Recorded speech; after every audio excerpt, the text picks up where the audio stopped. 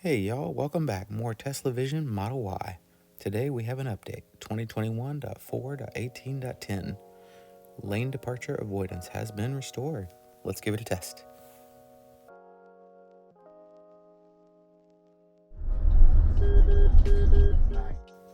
Okay, that test looked good. It bumped me to the right, then bumped me back left and gave the full warning. Smart Summon is back. Smart Summon is still just a party trick. It is not much smarter than it was before. I presume that's going to get some focus before long, just not a priority. You can see here it starts out clean, but then it just goes into a vision failure.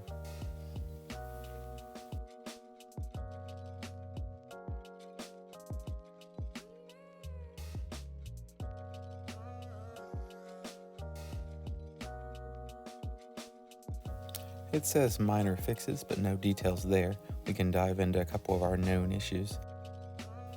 Here you can see a quick drive down the interstate, so I can see if there's any flashing from the auto high beam. I definitely felt like there was a small improvement, but there was a lot of more traffic than I expected at this time, so it wasn't a very good test. I'll be revisiting this. I will say this, high beams should not be on in this situation. The good news, we have some control. When you turn on AutoPilot, it will turn them on, but you can turn it off again, and it won't complain afterwards. The next time you engage AutoPilot, it will turn it on again.